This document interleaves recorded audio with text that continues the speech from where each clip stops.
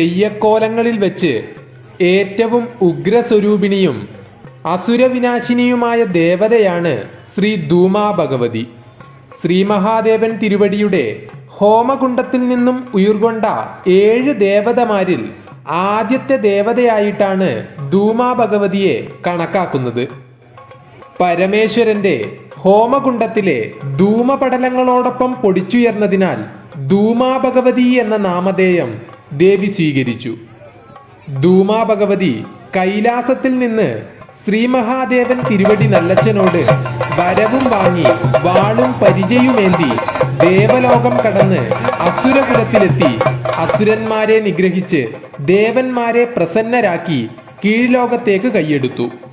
അന്ന് അടൂർ ദേവന്റെ അമരഭൂമിക്കകത്ത് അടൂർ മന്ത്രശാലയിങ്കൽ ശേഷിപ്പെട്ടു. അടൂർ ദേവന്റെ വിളക്കും ചാന്തും പൂവും നീരും കയ്യേറ്റു. പിന്നീട് അടൂർ ദേവന്റെ അന്തിപൂജക്കും ഉച്ചശീവേലിക്കും കയ്യാധാരമായി നിലനിന്നു. അങ്ങനെ അടൂർ ദേവന്റെ ആജ്ഞപ്രകാരം കവടിയങ്ങാനത്ത് രക്തേശ്വരിയുമായി വായും മനസ്സും ഒന്നുചേർന്ന് ഉറ്റ ചങ്ങാതിമാരായി. ആയതുപ്രകാരം അടൂർ ദേവന്റെ പെട്ടിയും പ്രമാണവും നാഴിയും നാരായവും താഴും താക്കോലും ധൂമാ ഭഗവതിയും കവടിയങ്ങാനത്ത് രക്തേശ്വരിയും പങ്കിട്ടെടുത്തു.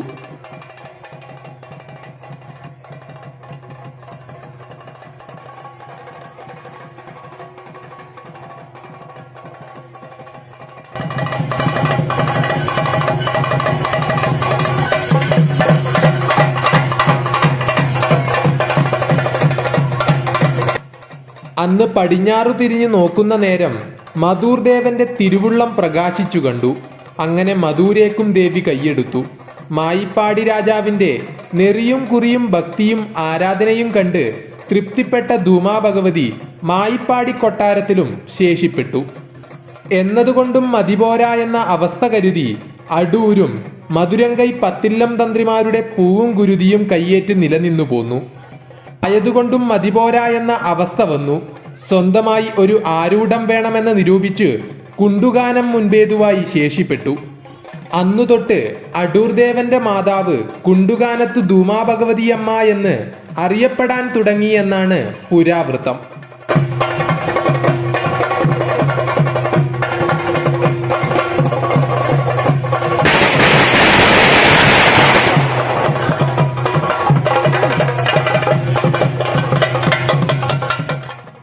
ചിലയിടങ്ങളിൽ വാരാഹി സങ്കല്പത്തിലും ധൂമാ ഭഗവതിയെ കെട്ടിയാടാറുണ്ട്.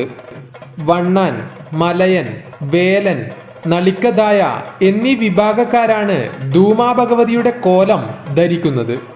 പട്ടേരിമാരുടെയും തന്ത്രിമാരുടെയും ഉപാസനാമൂർത്തിയാണ് ധൂമാ ഭഗവതി. മേക്കാട്ടില്ലത്ത് ധൂമാ ഭഗവതിയുടെ കോലം ധരിക്കാൻ അവകാശപ്പെട്ടിട്ടുള്ളത് വണ്ണാൻ സമുദായമാണ്.